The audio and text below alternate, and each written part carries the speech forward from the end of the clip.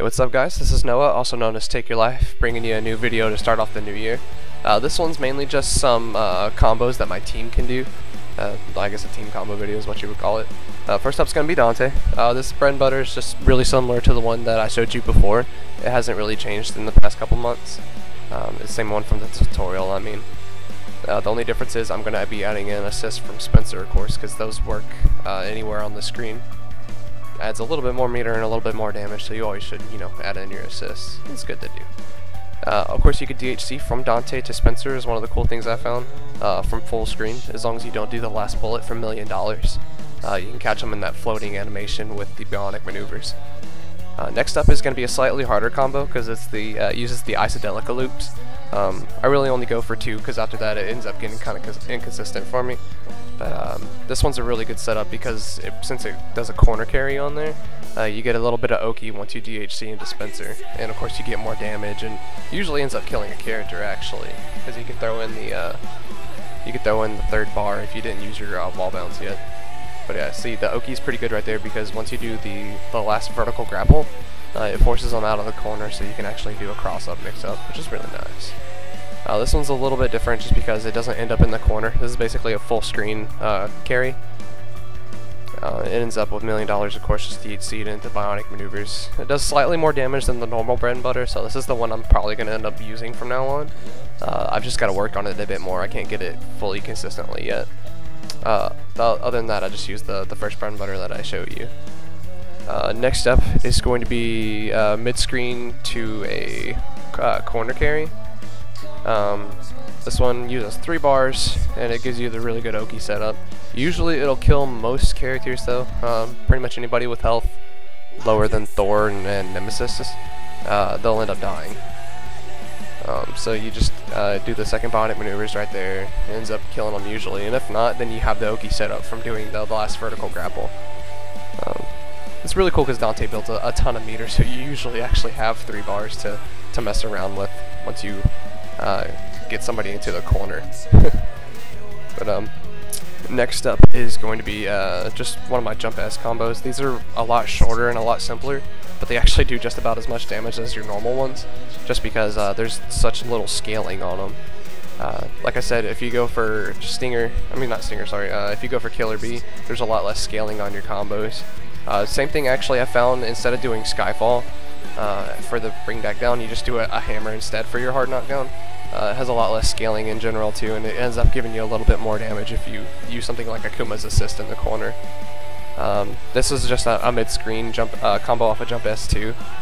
Like I said, there's not very much scaling on there, so it ends up doing a lot of damage even though the combo is really short. It's just slightly less meter efficient than your normal bread and butters. Next up, let's see. Oh, this is just a corner combo. This is probably the most efficient one I have as far as meter gain goes. I basically think of this one as my meter gaining combo. Like I said, you use the Skyfall to get extra meter instead of just doing another hammer. And then of course you can add in the extra assist there for even more meter. Does a decent amount of damage, but the big thing is like you end up with a very big positive meter gain at the end of it. The next one is going to be the more damaging version of that combo. Basically, instead of doing the Skyfall, of course, you just go into hammer, and then since you're not scaled as much, the Akuma assist does a lot more. I would have had DHC'd into Spencer just to show you it does so much more damage. And once again, since you're in the corner, the vertical grapple gives you that Oki setup because it forces them out of the corner. Let me see. There's so many Dante combos in this video. Next up, I'm going to be using 3 bars to kill off the character, actually.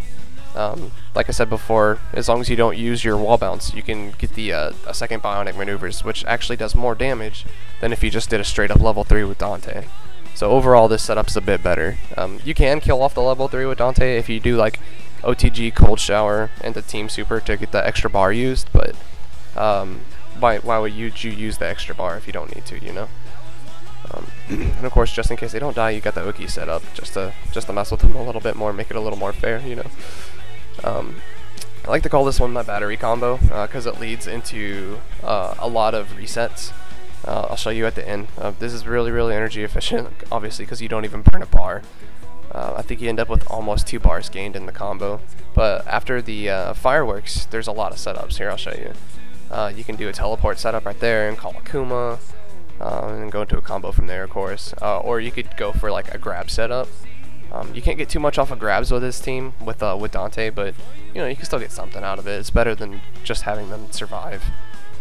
You can also fake out the grab if they think you're going to go for a grab, and just do a standing medium to anti-air their mashing of the grab tech. Next up is a slightly more difficult reset that I do, or more complex, I guess. It just uses the fact that the grapple forces them to roll forward. Most people don't know that, so you'll catch somebody with that at least once.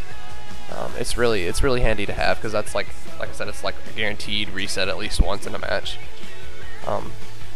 Next up are some devil trigger resets, which I can do anywhere on the screen with the Spencer grapple assist. You just jump cancel the volcano into a devil trigger, and it's kind of ambiguous because, of course, jump H, you don't really know what side Dante's going to land on most of the time, and it'll usually end up killing most every character, unless you can even throw in an extra bar if you need to kill them even more. Alright, next up is Spencer. You're going to show off well, not show off, just show you guys a little loop that I do now. I use it for mid-screen, I use it for the corner sometimes. It's fairly easy to do. It's got really good corner carry on there, which means you can OTG into the once you're in the corner with the Dante assist. Oh, by the way, I run Dante on a Crystal for this team, just for the extra damage on Spencer. But yeah, this is why you have Dante on the team, though, because Spencer does not build very much meter on his own. Even with this slightly fancier combo that builds more meter, it's still not enough to even make his combos energy efficient.